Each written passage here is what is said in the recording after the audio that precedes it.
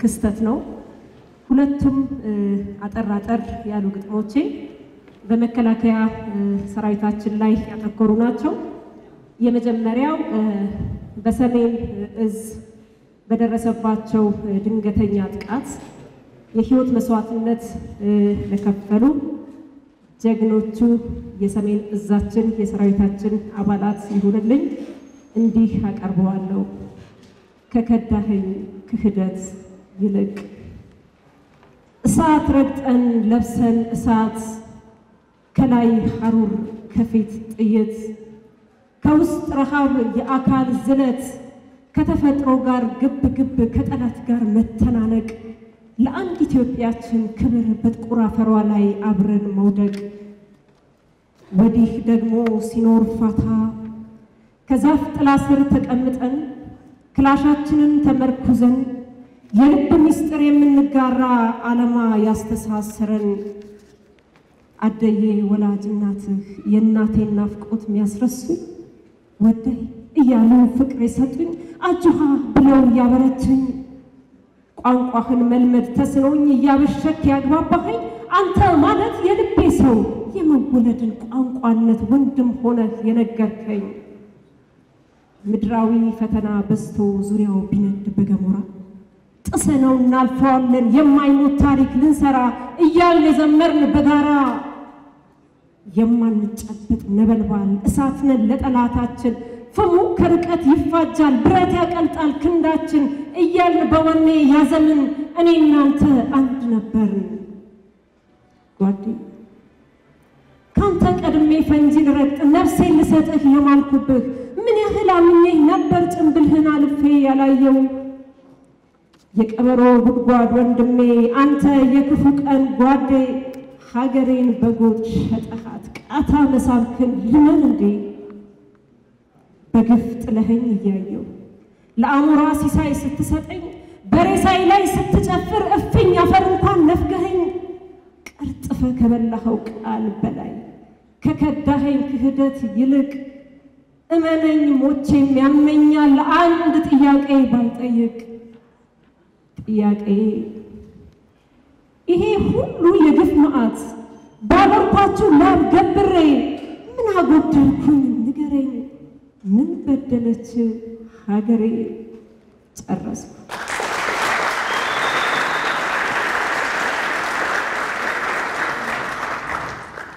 ላንቺው ነው የጎደለው አንዳች የለም የሚያሳንሰው ከሰው ግብር ለራሱ መኖርን አስንቆ በቀን ሐሩር የሚያንገላታ በሌቱ ቁር የሚያሳድር ቀና ሲል የሰማይ አድማስ ቀና ሲል የሰማይ አድማስ ደረቅ ቁጥቋጦ ሲያዘቀዝቅ ቆምኩ ሲል የጋለ መሬት ቢራመድ ከቆንጥር መናጠቅ ምን ቢፈተን በተፈጥሮ ጥርሱን ነክሶ ያሸነፈ በብርሃንሽ ላይ ያጠላውን ጨለማሽን የገፈፈ ሰላም ውለሽ እንድታድሪ ከእንቅልፉ ጋር የተፋታ ስለ ክብርሽ የመነነ ስለ ረፍትሽ ያጣ ፋታ ድንበርሽን ባጥሮ አጥሮ ሰንደቅሽን በደሙ ያቆመ ከምትክ የለሽ ሕይወት እንኳ ህልውናሽን ያስቀደመ ላንቺ ነው እምዬ እናቴ ላንቺው ነው አንቺ እናት ሀገር ለሰንደቅሽ ከፍታ ሲል የወደቀልሽ ወታደር ላንቺው ነው በረፍት የለሽ ኑሮ መሃል ያንቺን ነገ እየሳለ በረሃውን አለማርጎ ከተፈጥሮ ጋር የታገለ በተጋፈጣት ተራራ በወረደባት ቁልቁለት በተሻገራት ወንዝ ይሁን በፈተነችው ተዳፋት በተጓዘባት ሸለቆ ባቆራረጣት ተረተር በእያንዳንዷ ስንዝር መሬት በረገጣት ቅንጣት አፈር ላንቺን ክብር የሚመጥን ላብ ከፍሎበታል ወታደር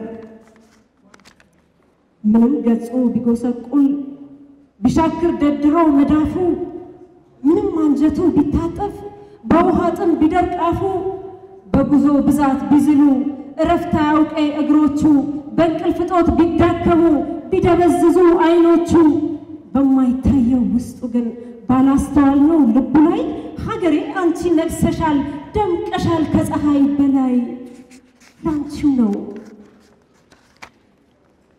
ላንቺው እንጂ መኖር ሚሻ በበረሃው ሐሩር ነዶ ስለ ክብርሽ እንጂ የሚሞት ስጋ አጥንቱን በሳት ማግዶ ወታደር እኮ ሐቅ ነው ለገባው ቃል የታመነ ቤት ንብረቴን ልጄን ሳይል ሀገር አፍቅሮ የመነነ በጀግንነት ጠላት ጥሎ ሲሰዋ እንኳ በጦር ስፍራ በስስት ያያት ያሸልባል የሀገሩን ውብ ባንዲራ የጀግናሽን የፍቅር ጥግ ታውቂያለሽ እናት ሀገሬ ባንቺ ነው አፉን የፈታ ዜማውን ሽብረ ዝማሬ ከአፈርሽ ጋር ተቀላቅሎ ሉዓላዊ ክብርሽ የጸናበት በነፃነት ዱካሽ መሃል የወታደር ደም አለበት ማንም ሊደፍረው ባልቻለው ጸንቶ በቆመው ድንበርሽ ላይ የወታደር አጽም አለበት በሐቅ ሚዛን ብቻ የሚታይ ላንቺ ነው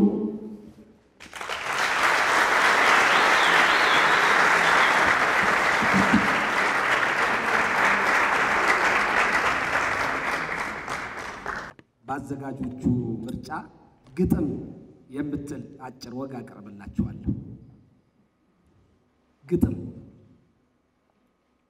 ሰው ባፈቀረ ጊዜ ገጣሚ ይሆናል ይባላል።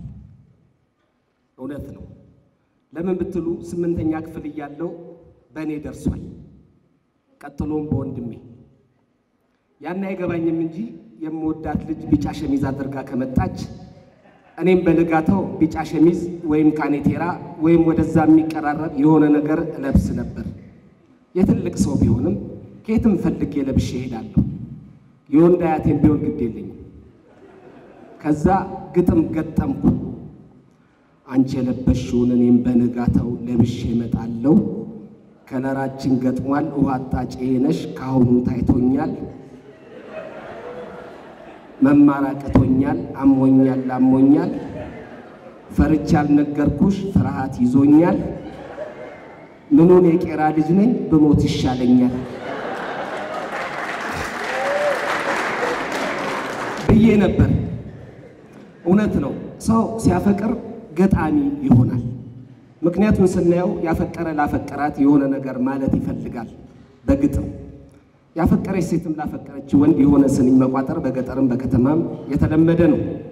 መቼም የፍቅርም የጀግንነትም ግጥም በቦታው ሲቀርብ እንደ አቅራቢው ሁኔታና አቀራረብ ሐዘኑም ሐዘን ይላል፣ የፍቅሩም ፍቅር ይላል፣ የጀግንነቱም ጀግንነት መሽተቱ ግድ ነው። እኔ አሁን የማስነበባችሁ ግጥሞች በተለያዩ ጊዜያት የተለያዩ መድረኮች ላይ የቀረቡ ግጥሞችን ነው። እነዚህን የተለያዩ ግጥሞች ከተለያዩ ሰዎች በእድሜ ከገፉ ጎልማሶች ከእናቶች ከወጣቶች ከተለያዩ የህብረተሰብ ክፍሎች የተሰበሰቡ ሲሆን እያንዳንዱን ተራ በተራ እናያለን። እኔ አጋጠመኝንም የሌሎች ገጠመኝንም ይሄን የሚከተለውን ግጥም ያቀረቡት በጣም በእድሜ ገፉ በሚኖሩበት አካባቢ ራፖር ጻፊ የሆኑ አዛውንት ናቸው። የቀድሞ የኢትዮጵያ መሪ ኮሎኔል መንግስቱ ኃይለማርያም በወቅቱ ሰልጥነው ለምረቃ የተዘጋጁ ወታደሮችን ለመሸለምና ለመመረቅ ወደ ጅማ በተጠሩ ጊዜ የዝግጅቱን አቅራቢዎች እባካችሁ በቆራጡ መሪያችን በጦር ኃይሎች ጠቅላይ አዛዥና በኢሰፓኮ ሊቀመንበር የፌዴሪ ፕሬዝዳንት በጓድ መንግስቱ ኃይለማርያም ፊት ስለ ሀገር ግጥም እንዳቀርብ ብለው በስንት ጉትጎታና ጭቅጨቃ ለምነው የቀረቡ ነበሩ። የዝግጅቱ አቅራቢዎችን በዕለቱ ለፕሬዝዳንት መንግስቱ ኃይለማርያም ከሚቀርቡት ዝግጅቶች በተጨማሪ አዝናኝነት ይኖረዋል፣ ቆራጡ መሪንም ያስፈልጋል ብለው ነበር። ሰውየው መድረክ ላይ ወጡ። የግጥሜ ርዕስ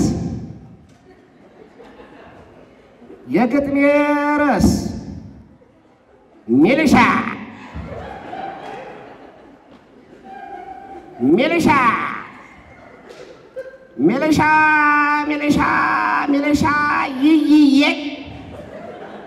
በዱር በገደሉ ያለኸው ውይዬ የመንግዬ ነብር አንተ ጀግንዬ ሚሉዬ ሚሉካ እስቲ ሳንጃንካ ደግሞ ክላሹንም አርገው ካካካካ አንተ ሲቅረብል ባለቀንድ ማንኪያ ገጣሚ ነኝ ባዩ ግጥማቸውን ሰፊው ህዝብ ባለበት ባቀረቡ ጊዜ መንግስቱ ኃይለማርያም ስላልሳቁና ይበልጥ ኮስተር በማለታቸው ሰውየው ሚልዬ ሚሊሻ ሚሉካ ሲሉ ወረዱ ሲባሉ እምቢኝ በማለታቸው እንደ ፈገየ በሬ አንገታቸው በገመድ ተጠልፎ ከመድረክ ወርደዋል። ከዛም ወደ ወይኒ ወርደዋል። ይህ ቀጣዩ ግጥም ወይንም የዘፈን ግጥም የተገኘው ከአንበሳ አውቶቡስ ድርጅት ነው። አንበሳ የከተማ አውቶቡስ ምናምነኛ ዓመቱን ያከብርና በሬው ተጥሎ ቁርጡ ጠጁ ይበላ ይጠጣና ለዝግጅቱ የተጠራው በአዲስ አበባ ውስጥ የታወቀ ትልቅ ባንድ ህዝቡን ማዝናናት ይጀምራል።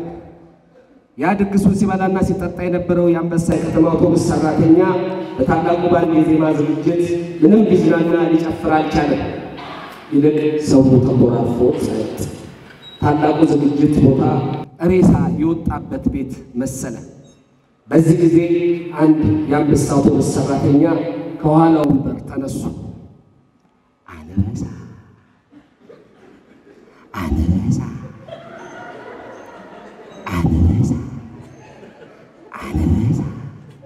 ጎፈሬው አገሳ አንድ ቁጥር ከሳሪስ ተነስታ ሄዳለች ፒያሳ ሲሉ ህዝብ በፍጨትና በእልልታ ተቀበላቸው። ሁለት ቁጥር ሄደች መካኒሳ፣ ሶስት ቁጥር ትሄዳለች ቶታል ተመሽቶናል፣ አራት ቁጥር ትሄዳለች ሳሪስ እችን ያወራሪስ፣ ሰባት ቁጥር ቆማለች መርካቶ ሌላ የለም ከቶ፣ አምስት ቁጥር ስድስት ቁጥር እያሉ በሞራልና በሰውም ተቀባይነት ቁጥሮችን እየገጣጠሙ ህዝቡን አዝናንተውት ያንን ታላቅ ባንድ ለምን የሚል ስም አሰጥተውታል። ቁጥሯን ረሳው እንጂ ስንት ቁጥር ትሄዳለች መርካቶ ሹፌሩና ትኬት ቆራጯ በልቷል እምቦቲቶ ብለዋል። እምቦቲቶ ድንች ዳቦ ውስጥ ተከቶ የሚሰራ ጣፋጭ ምግብ ነው። እናንተ አታውቁትም? እንግዲህ አንዳንዴም ሰው ከተቀበለው ግጥም እንደ ሰሚውና እንደ ገጣሚው እንደማያቋርጥ ጅረት ይፈሳል። አንዳንድ ጊዜ ወጣት ሆነን የሰራነውን ስራ ደጋግመን መላልሰን አናየው። ከውስጣችን ሲወጣ ግን ቋንቋውም ሐሳቡም ሁሉ ነገር ውብ ይሆንብንና ሰው ፊት ስናቀርበው ግን በከፍተኛ ደረጃ እንዋረዳለን። እንዲህ ውርደት ካጋጠሙ ግጥሞች አንድ ነኝ። ትዝታ ትዝታ ትዝታ ወይ ትዝታ የትዝታ ባ ወይኔ ጉዴ ቤቴ ሳነበው እኮ ትክክል ነበር። አዎ ይቅርታ ተመልካቾቻችን። የትዝታ ባህር የትዝታ ባህር አሳ ነባሪና የማዕበል ወፍጮ ተባብረው ከሰሩ ይበላሉ ቂንጭ። ይቅርታ አድርጎልኝ ለሚቀጥለው አሻሽዬ እመጣለሁ ብላ ከመድረክ በላቦና የወረደችውን አንዷን ልብ ይሏል። የአንዳንዶቻችን ግጥም እጅግ በጣም ውብ ይሆንና በአቀራረብ ግን ገደል እንከተዋለን። እስቲ እንደዚህ ደግሞ ካጋጠሙ ግጥሞች ጥቂት እንይ። አንዱ ጥሩ ግጥም ይጽፍና ለማቅረብ ግን ፍርሃት ይዘዋል። ለጓደኛው ሲያማክረው ያደፋፍረዋል። አትፍራ ደግሞ ዘንድሮ ፍርሃት። ትናንት ግጥም የጻፉ ልጆች ዛሬ ደፍረው በቴሌቪዥን የሚታዩት አይዞ እንዴ ማንም የተነሳ እንዴ የሚጽፈው አንተ ከማታ አንሳለህ ይባልና በጓደኛው አይዞባይነት ሊያነብ ይወጣል። ህዝቡ ጋር ሲቆም የሚለው ይጠፋዋል። ራሱን ለህዝቡ እንቆለልጬ ብሎ ከመድረክ ይወርዳል። አንዳንዶች እነዚህ ደግሞ በራስ መተማመን ሳይኖራቸው ግጥም ለማንበብ ፍላጎት ያላቸው ብቻ ናቸው። አንዷ መድረክ ሊያወጣች እስቲ ሆዴን ይዩት እንዲህ ያገፍጥጡ፣ እስቲ ሆዴን ይዩት እንዲህ ያገፍጥጡ፣ አያችሁት ሆዴን እንዲህ ከፊት ወጥቶ አበሻ ይገርማል ነገረኛ አይደል ተረተኛ አይደል ሆዴን እንዲሳየው እንትን እኮ አለኝ እንትን እንዳላለ። አንዳንድ ጊዜ ደግሞ በጭብጨባ የሚያልቁ ግጥሞች አሉ። የግጥም አድናቂው ይጀምረውና ሳያልቅ በጭብጨባ ይዘጋዋል። ለዚህ ምሳሌና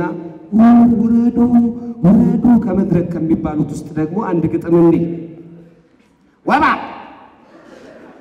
አንቺ ቢጫ ወባ አንቺ ወባ ሌባ ክንፍ ያለሽ ገብዳባ ሰለብላባ ዳውን የጨረሽ ለሀብታም ያጎበደድሽ እስቲ ወንዱም ወባ እንደው ልብ ካለ ከሀብታም ቤት ግባ በተለይ ወደ አዲስ አበባ ወባ መቆጣጠሪያ ስላለ አዲስ አበባ ሰውንም ዞር በላ አትየው አንተ ሌባ ዋንኳን ብታቆረች አዲስ አበባ መሸገርን ትደፍራለህ ወባ ዳህን የምትጨርስ አንተም ብሎ ወባ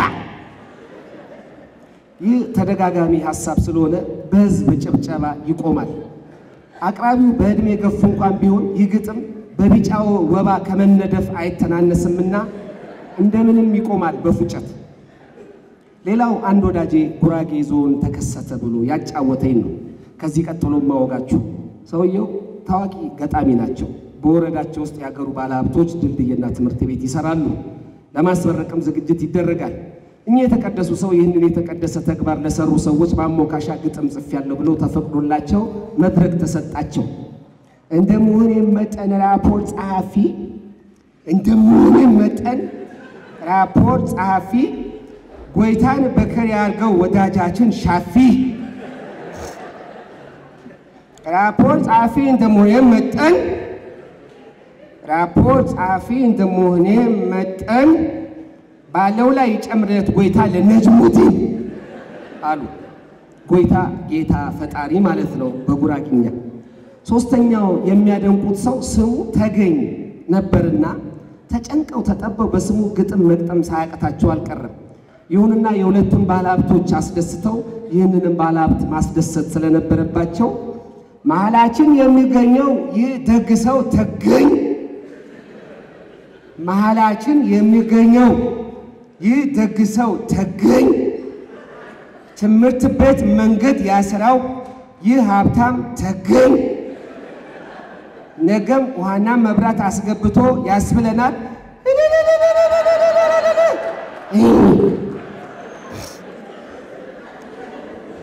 ይህንን ስናይ ግጥም የእውነት ከውስጥ ካልመጣና ሉጣ ሉጣ ካላለ ባይወጣ ያሰኛል። ይሁንና እንዳለንበት ቦታና ጊዜ እንደሰትበታለን። አንድ ወዳጄ ለወዳጁ ሲገጥምለት የሰማሁትን ግጥም ደግሞ ላቀብላችሁ። ቦታው ወደ ደቡብ ኢትዮጵያ ክልል ነው። የተለያዩ ግጥሞች ቀርበው በመጨረሻም አንድ ሰው በናፍቆት ተጠብቆ ወጣ። ሰውየው መድረክ ላይ ቀረበ። ታታርዋ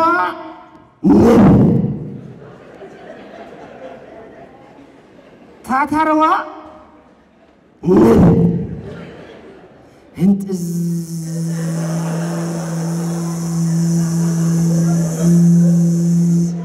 ከይፈፋ ሁሉ ስራ በለጠ ብለው ጠሯት አይኗ ሲላበጠ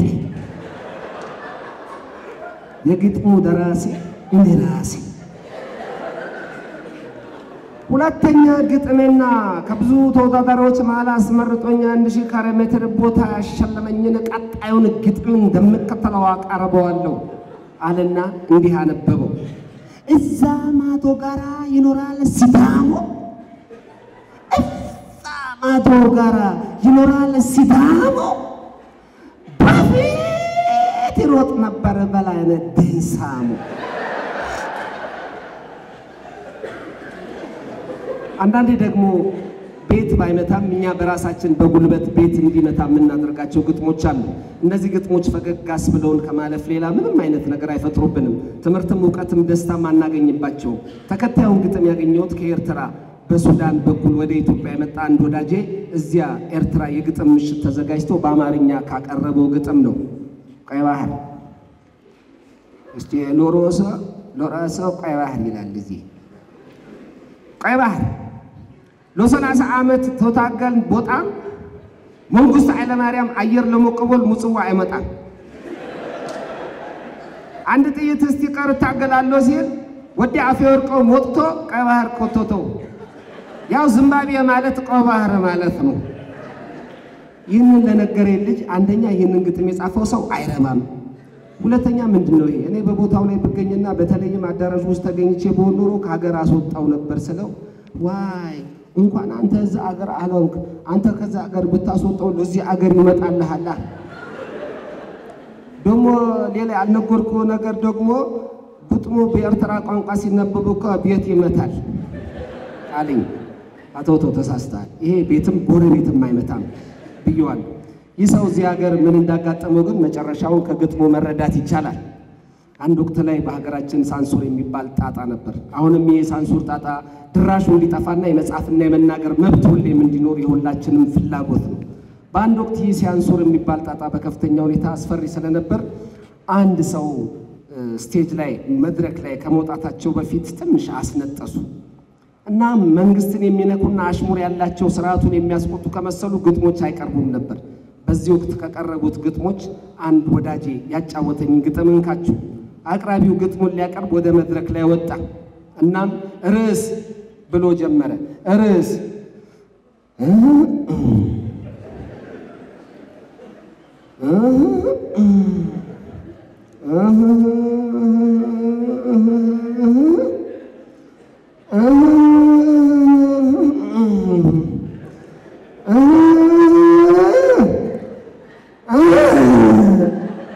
ብሎ ከመድረክ ወርዷል። የመጨረሻው አመሰግናለሁ ማለት ነው። አንዳንዴ ደግሞ አዳራሽ ውስጥ የተሰበሰቡትን ሰዎች ከፊሉን የሚያስደስት ከፊሉን ደግሞ የሚያበሳጭ ግጥም ሲቀርብና ሰው ለሁለት ሲከፈል የሚያጋጥምበት ወቅት እንዳለ ሁሉ ሙሉ በሙሉ ደግሞ አዳራሽ ሙሉን ሰው የሚያበሳጩ ግጥሞችም ይቀርባሉ። የአይነቱ ግጥም ደግሞ ተብሎ የተሰለቸን የግጥም ሐሳብን ምንም ለውጥ ሳይደረግበት እንደ አዲስ ስንሰማው ምንም ስሜት ስለማይሰጠን አንባቢውን ትተን ወደ ሌላ ነገር ወይ አጠገባችን ካለ ሰው ጋር እንጫወታለን፣ አሊያም በራሳችን ሐሳብ እንጠመዳለን፣ ወይ ደግሞ የዘጋነውን የእጅ ስልካችንን ከፍተን የቆየ ቢሆንም መልእክት እናያለን። አንድ መድረክ ላይ ስለ አባይ የቀረበ ግጥም እኔ አባይ አንተ አባይ የለበለ አባይ ከጎጃም ተነስታ የምትገባ ከዳር አደባባይ ደግሞ የሚገርም ሁሌም ስንለ ባይ ባይ አይቶ እንዳላየ መሳይ አፈሩን ጠራርገህ ሄድክ እኮ ቀጣና እሺ ምን ይሉሃል አባ ገብረሃና ኧረ አባይ ቶሎና እስቲ ንገረና ወይ ንገረና ዶሮና በግ ይታረድልህና አትሂድ እንደገና ወይ ፎይ እንበል ተገደበውና ወይ ወደኛ ፍሰስ አታስጨንቀና ካንተስ ይሻለናል ወንዙ ያቀበና እንዴ እንግዶች ክቡራንና ክቡራት ተባካችሁ አዳምጡኝ ልጨርስ ነው። ኧረ አቅራቢዎችም ሹልክ እያላችሁ ካዳራሹ እየወጣችሁ ነው። አይምሰላችሁ የግጥም ወዳጆች ስለሆናችሁ በሌላ መድረክ ላይ መገናኘታችን አይቀርም። አቀርባታለሁ አባይ አትሂድ እንደገና አታስጨንቀና ብዬን ያቆመ እቀጥላለሁ። ሌላ ቀን 3 ገጽ ብቻ ነው የሚቀረኝ።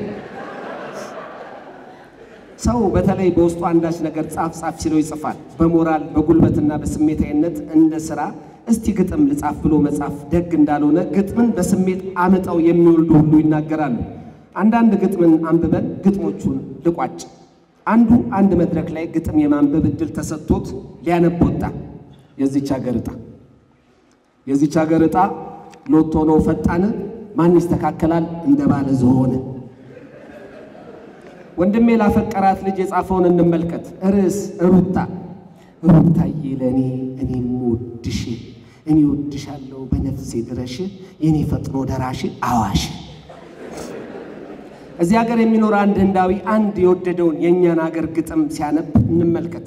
ግጥሙ በትክክል ሲነበብ መከዳ ደረትሽ መከዳ ቁልፍ አለው ያንን አስከፍቶ ይገባል ሀብት ያለው ሲገባ ሀብት የሌለኝ ቆሜ አጥርሽን ጨረሱት ቆርጥሜ ሲሆን እሱ ግን የአማርኛውን ግጥም ስለነበበው ህንዳዊው እንዲህ ያነበበው መከዳ ደረትሽ መከዳ ቁልፍ አለው ያንን አስከፍቶ ይገባል ሀብት ያለው ይገባ ሀብት የሌለኝ ቆሜ አጥርሽን ጨረሱት ቆርጥሜ።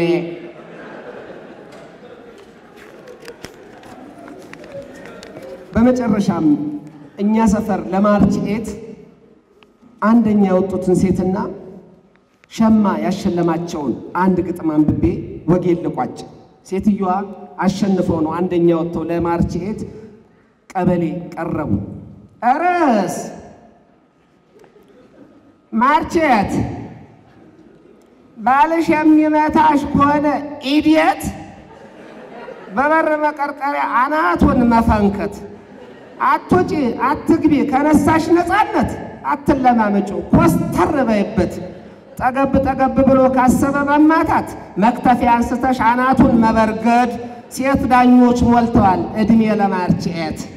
አመሰግናለሁ።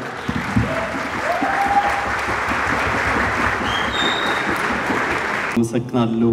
እንግዲህ ዘመን ትናንት ዛሬ ነገ በሚለው አባይና ፖለቲካ የሚለውን በተወሰነ መንገድ ብታወራን ስላሉ እንግዲህ የኛ የህዝብና ቤት ቆጠራው በየጊዜው ቢራዘምም አብዛኛው 70 ከመቶ የኢትዮጵያ ህዝብ ወጣቶች ነው ይባላል። እኔም የዚህ ወጣቶች አንድ አካል ስለሆንኩኝ ነገና ዛሬ ምን ሊሆን ይችላል ብዬ አሰብኩኝ።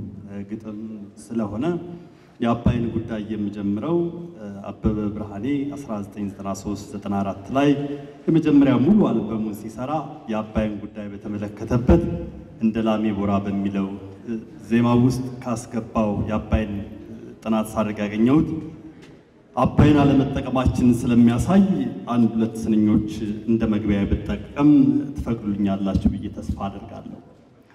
አሳው እያማራት ውሃው እየጠማት አባይ ዳር ነው ቤቴ ብትል ማን ሊሰማት ይላል። የአባይ ዳር ሙነው አያበቅልም ጎመን ፊቷ መሰከረ ካንጀቷ መመንመን። ታላቁ የአባይ ወንዝ የሀገራችንም ብቻ ሳይሆን የዓለም ታላቅ ወንዝ ስለሆነ እኔም ንጉሠ ነገሥት ዘአፍላጋተ ዓለም የሚል ስያሜ ሰጥቼዋለሁ። የበኩር ልጅ ስመ ብዙ ነው። ቤተሰቡ በስስት ይመለከተዋል፣ በቁልምጫ ይጠራዋል። ንጉሥ ከሆነ ደግሞ ግርማ ሞገሱ አይጣልም። ንግስናው በዘመን ሸለቆ አይታጠርም፣ በቁስ አይለካም፣ በመንፈስ አይገመትም። ዘመነ መንበሩ እልቆቢስ ነው። የንጉሠ ምድርነቱ ዙፋኑ ለዘላለም አይነቀነቀ ጽኑ ነው። ከጥንት ጀምሮ ሁሉም ክፍለ ዓለም እንደየምርጫው አላዝራቅ፣ ሰማያዊ ኒል፣ ናይል፣ ኒለስ እያለ ጠርቶታል። በቅዱስ መጽሐፍ ስያሜው ደግሞ ፈለገ ግዮን ሆኖ እናገኘዋለን። ትናንት ዛሬና ነገን ያስተሳሰረው ስመ ግዙፍ ትምህርተ ደማቅ ትውፊተ ቱባ ምስጢረ ረቂቅ ታሪኩ ጠሊቅ ነው። ፈለገ ግዮን የምድራችን ወንዞች አለቃ አባትና እናትም ነው። እኛም በታላቅነቱ ወይንም ደግሞ የሃይድሮፖለቲክሱ ሊቅ ዶክተር ያዕቆብ አርሳኖ አባይ ማለት አባት ነው ይሉታል። እኛም አባይ ብለን እንጠራዋለን። ለዚህም ነው በርካታ ገባር ወንዞችን አፍላጋትን ከያቅጣጫው ከሚያስገብሩ ረጃጅም የወንዝ ነገስታት በላይ በማስገበር ዙፋኑን ያደላደለ የምድራችን ወንዞች ሁሉ ራስ ነውና ንጉሠ ነገሥት ዘአፍላጋተ ዓለም ብየዋል። በጥንት ምስራውያን ወይም ግብፃውያን ዘንድ አባይ ሀፒ ሲሉ ለሕይወት ምንጭነቱ የፀሐይ አማልክታቸው ህልውና መሰረት ያደርጉታል። የጥንት ግሪካውያን የአባይን መመንጫ የጨረቃ ተራሮች አድርገውታል። አባይ 5000 ዓመታት በፊት የነበሩ ለጥንተ ነዋሪዎቹ የስልጣኔዎች መሰረት ነው። እናም ስለ አባይ እንደ ተረቱ አባይን በጭልፋ ካልሆነ መልካ ግዮን ሁለንተናው ተተርኮ አያልቅም። አገሬው ሲከፋው ጫካና ጎራ ሲመኝ ኧረ ጥራኝ አባይ ብሎ ያቅራራል። የነገሮችን መዛነፍ በተለይም ደግሞ አባይን አለመጠቀማችን አንዳንድም ደግሞ ክረምት ላይ ሲሞላ አንዳንድም ደግሞ በሀገሪቱ ማህበራዊ ኢኮኖሚ የፖለቲካ ውልቃቶች ሲያጋጥሙ መለዋወጡን ለመግለጽ በአባይ መስሎ ይፎክራል፣ ይሸልላል። እንዲህም ይላል። አባይ አረጃሉ ሽበት ደረደረ፣ አንድ ሰው ብቻውን መሻገር ጀመረ። አባይ ጥቁር ነበር ከሰል የመሰለ፣ እየቀላ መጣ ደም እየመሰለ ይላል። ግብፅ የአባይ ወይስ የኢትዮጵያ ስጦታ? አባይ የኢትዮጵያ የደም ስር ነው።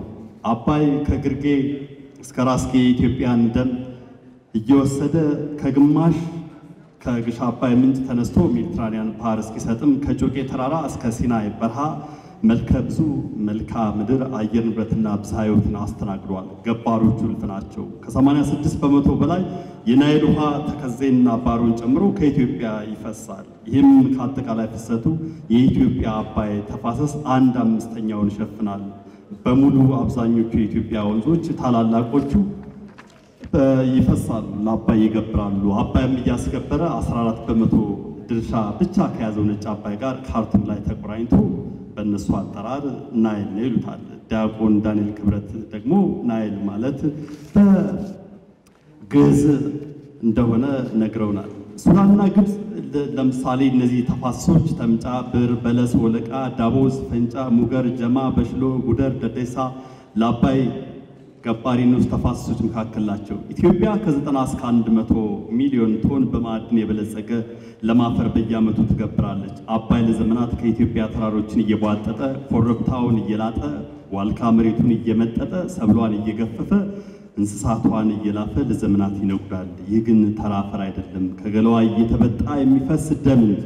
አባይ ከበላቸው ነፍሳያን ባሻገር ለዘመናት በጦርነት ውስጥ በኖረችው ኢትዮጵያ የፈሰሰ ደም ያለቀ እንስሳት መጨረሻ መዳረሻው አባይ ወንዝ ነው።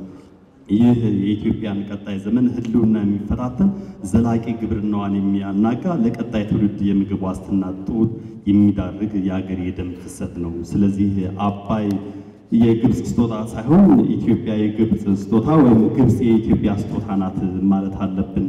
እኔ የሐሳብ ፍንጣቂ ነው ብዬ የማስበው እስከ መቼ ነው ግን በሱዳን ሽንኩርትና በግብጽ ብርቱካን፣ ቲማቲም የምንቆጨው? በእኛ ድህነት ላይ የተመሰረተው የግብጽ ልማት በ2019 ግብጽ 5.4 ሚሊዮን ቶን ሎሚ፣ ድንች፣ ቀይ ሽንኩርት፣ ማንጎ፣ እንጆሪ፣ ቃሪያ የመሳሰሉ ምርቶችን ለውጭ ገበያ አቅርባለች። ባለፈው መጋቢት ወር ደግሞ ይበልጥ ውሃ በብዛት የሚጠቀመውን በቶሽካ ፕሮጀክት የመስኖ ልማት ለማስፋት አዲስ ፕሮጀክት ይፋ አድርጋለች። በእርግጥ አብዮት በቀደማቸው የቀድሞው መሪዋ ሙባረክ በኩል ነበረ። ከዚህ ባለፈው ዓመት ንግዷ 1.7 ቢሊዮን ዶላር አግኝታለች። ይህም ከአጠቃላይ የውጭ ንግዷ 30.6 ቢሊዮን ዶላር ውስጥ 6% ድርሻ አለው። ታላቋ ብርቱካን ላኪ ሀገር ግብጽ በ2019 ግብጽ 1.4 ሚሊዮን ቶን ብርቱካን ወደ ተለያዩ ሀገራት ልካለች። ይህም ብርቱካንን ለውጭ ገበያ በማቅረብ ቀዳሚ ከሆኑ ሀገራት ከፊት ለፊት እንድትሰለፍ አድርጓታል። በካይሮ የብርቱካን ወቅት ተብሎ የሚጠራው ከሐምሌ እስከ ግንቦት ወር ድረስ ነው። አውሮፓ ከውጭ ከምታስገባው የብርቱካን መጠን 20% የካይሮ የአባይ ውሃ ውጤት ነው። 210 ሺህ ቶን ብርቱካን በ2019 ወደ አውሮፓ ልካለች። እኔ የአባይ ልጅ ግን በከተማችን ከሚገኘው የባለ ሀብቱ የግብርና ምርት ባለ ሀብቱን ታውቁታላችሁ 2 ኪሎ ብርቱካን ለመግዛት 2 ሰዓት ተኩል ገደማ በፀሐይ ይሰለፋለሁ። በአባይ የምትዝናናው ግብጽ ካይሮን የጎበኘ ወይም የጎበኛችሁ በምሽት በመብራት የተንቆጠቆጠችውን ካይሮ እያደነቁ የጀልባ ሽርሽር ማድረግ ምን ያህል አዝናኝ መሆኑን በቀላሉ ትረዱታላችሁ። ከዛሬ 3 ዓመት በፊት ጎራ ብዬ ነበር። እኛ ጋር ደግሞ አባይ ሸለቆን በመኪና ማለፍ በራሱ ሰቀቀን ነው። በሆታ በጭፈራ በተለያዩ ሙዚቃዎች በእልልታ በዘፈን የተጓዘ ሹፌር እንኳን አባይ ሸለቆ ሲደርስ መዝሙር ይከፍታል። ብዙዎቻችሁ ታስታውሳላችሁ። የእግዚአብሔርን ሆድ ለማባባት ሳይሆን አይቀርም ይላል የአባይ ሸለቆን አልፎ ጎሻም ለመግባት። ሱዳን የሱዳን የመጨረሻ የመረጃ አያያዝ ክፍተት ያለው ሆኖ ነው ያገኘሁት። የ2010 ነው። ዛሬ 10 ዓመት ማለት ነው። ግን የመረጃ ባለሙያዎች ወይም ስታቲስቲክሲያኖች ከአንድ መረጃ ከ10 ዓመት ከ5 ዓመት ከበለጠ መረጃ ዋጋ ላይኖረው ይችላሉ ይላሉ። ስለዚህ እኔንም ይቅር ትሉኝ ዘንድ ማጸናለሁ። በ2010 አትክልት ብቻ 3.4 ሚሊዮን ቶን አምርታለች። አጠቃላይ የአትክልትና ፍራፍሬ ምርቷ ከዓመታዊ ጠቅላላ ገቢዋ 12% ድርሻ ይዟል። እኛስ እስከ መቼ ነው ወንዝ እየፈሰሰ ዝናብ የመጠበቅ ፖለቲካችን የምንገታው?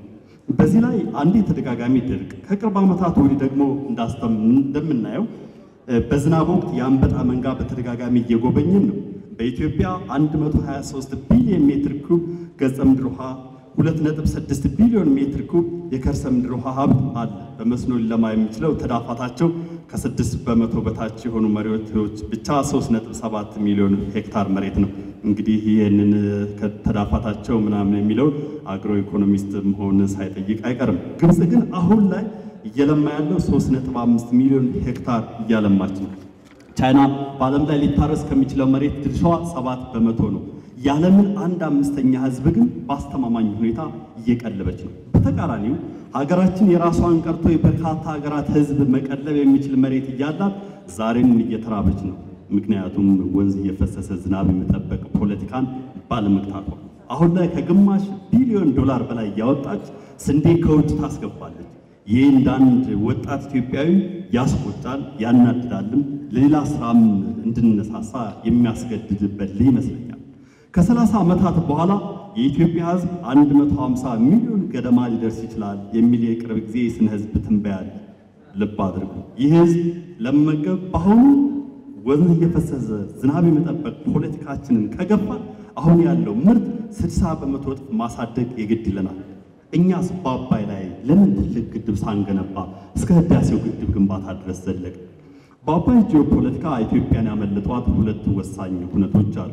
እነዚህ በራሴ መረዳትና ታላላቅ ምሁራን ባገኟቸው መረጃዎች ነው። በመጽሐፌም የአባይ ፖለቲካና የባዕዳን ተልዕኮ ውስጥ ከዛሬ ዓመት በፊት አስቀምጨዋል። ቀዳሚው የጣና ሐይቅ ፕሮጀክት ሲሆን ሁለተኛው የአባይ ማስተር ፕላን ናቸው። የጣና ሐይቅ ፕሮጀክት የአካባቢው ቅኝ ገዥ የነበረችው እንግሊዝ አሁን ዩናይትድ ኪንግደም ማንቸስተር እና ላንካሻየር ለሚገኙት የጨርቃ ጨርቅና አልባሳት ፋብሪካዎቿ የጥጥ ምርት የሚያቀርቡት የሱዳንና የግብፅ እርሻዎች የተመጣጠነና ዓመቱን ሙሉ የሚፈስ የውሃ አቅርቦት እንዲኖር ለማድረግ ጣና መውጫ ላይ ከፍተኛ ውሃ መያዝ የሚችል ግድብ መስራት አለብን ብለው ከ1922 ጀምሮ ለ14 ዓመታት ድርድር አድርገዋል። ከማን ጋር? ከቀሃስ ጋር፣ ከቀዳማዊ ኃይለ ሥላሴ ያኔ ራስ ነበሩ። በእርግጥ ተፈሪ ያኔ በእንግሊዞች እቅድ ከተስማሙ ለእርሳቸው 10,000 ፓውንድ፣ ለመንግስታቸው ደግሞ 50,000 ፓውንድ፣ ለፕሮጀክቱ 150,000 ፓውንድ የመጀመሪያ ክፍያ እንዲሁም ለኪራይ 50,000 ፓውንድ ለመስጠት ነበር። ሁለተኛው የአባይን ሀብት ለማልማት የታቀደው የመጀመሪያው ጥናት በአሜሪካኖች ቢሮ የተደረገው ከ1958 እስከ 1964 ዓመተ ምህረት ነው። በወቅቱ የአሜሪካና ግብጽ ግንኙነት በቀዝቃዛው ጦርነት ተዘፍቆ ይገኝ እንደነበር ይታወሳል። እንግዲህ የሶቪየቶችና የአሜሪካኖች ወይም የካፒታሊስትና ሶሻሊስት ጎራ እንደነበረ የፖለቲካል ሳይንስ ለጊዜው እንቶ በዚህም የተነሳ ሐምሌ 7 ቀን 1964 ዓ.ም 314 ገጽ ያለው የጥናት ውጤት በአሜሪካ ቢሮ ወይም ላንድ ኤንድ ዋተር ሪሶርስ ኦፍ ብሉ ናይል በሚል ርዕስ ተዘጋጅቶ ቀረበ። በዚህ ጥናት መሰረት 8.5 ቢሊዮን ሜትር ኪዩብ ውሃ የሚይዝ ግድቦችን ለመገንባት 71 አመቺ ስፍራዎችና 31 ውሃ ማጠራቀሚያዎች በአመት እስከ 87 ቢሊዮን ኪሎ ዋት ኤሌክትሪክ ኃይል ሊያበረክቱ የሚችሉ 19 የኤሌክትሪክ ኃይል ጣቢያዎች ተለይተው ነበር። ለመስኖ ምቹ ቦታ የቆዳ ስፋታቸው 430,000 ሄክታር መሬት ተገምቷል። የጥቁር አባይን ዓመታዊ የውሃ ፍሰት የሚያህል 51 ቢሊዮን ሜትር ኩብ ለማጠራቀም የሚችልና ከአስዋን ግድብ 3 እጥፍ የሚሆን የኤሌክትሪክ ኃይል ማመንጫ በጥቁር አባይ ወንዝ ላይ፣ በጣና ሐይቅ ላይ፣ በካራደሚ፣ በማቢል፣ በሱዳን ጠረፍ፣ በሜንዲያ በአራት ዋና ዋና ግድቦች እንዲገነቡ በአሜሪካ ምክር ሀሳብ ቀረበ። ይህም በጥቁር አባይ አልተገደበም። ደዴሳ፣ ዳቡስ፣ በለስ፣ ግልገል አባይ፣ መጋቢ ወንዞች ላይ ሌሎች 29 የመስኖና የኤሌክትሪክ ማመንጫ ጣቢያዎች እንዲሰሩ እቅድ ተዘጋጅቶ ነበር። ከዚህ ሁሉ ሊሳካ የቻለው በሚያሳዝን ሁኔታ ግን ከአዲስ አበባ 170 ኪሎ ሜትር ርቀት ላይ የሚገኘው የፍንጫ ግድብ ነው። ኢትዮጵያን የዳቦ ቅርጫት ማድረግ የሚቻለው ታላቁ ግድብ ለምን መና ሆኖ ቀረ? ይህ ያስቆጣ፣ ግን ደግሞ ለአዲስ ተስፋ ያነሳሳል የሚል እምነት አለኝ። እስከ ቅርብ ዓመት ድረስ በነበረኝ አነስተኛ ንባብና መጠነኛ መረዳት የአሜሪካና የኢትዮጵያ ጥምር እቅድ ወጪውን ለመሸፈን የገንዘብ እጥረትና በወቅቱ በአካባቢው የነበረው ፖለቲካ ወይም የዓለም የጂኦፖለቲካ ስንጥቃቶችና እርኩቻዎች ልንለው እንችላለን የኃይል አስተላለፍ ድንገት የካርታ ብወዛ በመቀየሩ ነው። በቅርቡ እስራኤል ሀገር ከእስራኤላዊው የአፍሪካ ጉዳይ ሊቅ ስለ ጃንሆይ መጽሐፍ አሳትመዋል። በአባይ ጉዳይም ወንዙና መስቀሉ በሚል ጥናታዊ መጽሐፋቸውን አሳትመዋል። ፕሮፌሰር ሀጋይ ኤርሊሽ ጋር ባደረጉት ውይይት ግን ለቅዱ መምከል ሌላ ምክንያት እንደነበር በቁጭት አውቁኝ ወይም አጫውቱኝ ለውጭ ይሆናል። በቀሃስ ዕድሜ መግፋት ከስር የነበሩ ሹማምንት ነጥቡ እዚህ ላይ ነው። አሁን ላይ ካለውም ልናዛምደው እንችላለን። በአፄ ኃይለ ሥላሴ ወይም በቀዳማዊ ኃይለ ሥላሴ ዕድሜ መግፋት ከስር የነበሩ ሹማምንት ቀጣዩ የንጉሱ ተተኪ ማን ሊሆን ይችላል በሚል የስልጣን ሽኩቻ ውስጥ መግባታቸው እንዳንድ ክፍተት ሆኖ ተወስዷል ይላል። የኤርትራ ጉዳይም በወቅቱ ሌላ የዲፕሎማሲ ትኩሳት ነበር። ያኔ እንግዲህ ህጉ ዲፕሎማት አክሊሉ ሀብተወልድ አንዴ ፈረንሳይ አንዴ ለንደን ብዙ ጊዜ ሲንከራተቱ ነበረ። የህዳሴ ግድብ የሚያመነጨው ኤሌክትሪክ ብቻ አይደለም፣ ሰላምና መረጋጋት ጭምር እንጂ። በታሪክ እንዳነበብነው አሁን እንደምናስተውለው በበይነ መረብም በዋና መገናኛ ብዙሃኖቻቸውም እንደሚሰብኩት ግብጽ ኢትዮጵያን የሚያዳክሙ ስራዎችን ከመስራት መቼም ቢሆን ተቆጥባ አታውቅም። ከ1953 የመፈንቅለ መንግስት ሙከራ ወቅት የግብጽ ምክትል ኢታማዦር ሹምና ሌሎች 14 ሰዎች አዲስ አበባ ውስጥ በስውር ገብተው ተሳትፎ ሲያደርጉ መያዛቸውን ከታሪክ ድርሳናት አንብበናል። ከ1960ዎቹ ጀምሮ በየበረሃው እየተፈለፈሉ ጎሳ ዘመም የፖለቲካ ፓርቲዎች የነጻነት ንቅናቄዎች በቅንፍ ኤልኤፍ የሚሉ ኤልኤፍ የሚል ጫፍ ላይ ያለባቸው የቀድሞ የተመድዋን ካይሮ ነበር ቢሮአቸው። ኢትዮጵያን አዳክመዋል። ኤርትራ እንድትገነጠልም ግብፃዊው የቀድሞ የተመድዋና ጸሐፊ ጴጥሮስ ጋሊ ከፍተኛ ሚና ነበራቸው። በአባይ ጉዳይ እንኳን የካይሮ ቤተ መንግስት ሰዎች ይቀርና የሲናይ ታጣቂዎች ሳይቀሩ በአባይ አይደራደሩም። እኛስ የአባይን ውሃ የጠጣ የሚናገረው መቼ አጣ የሚል አባባልም አላቸው።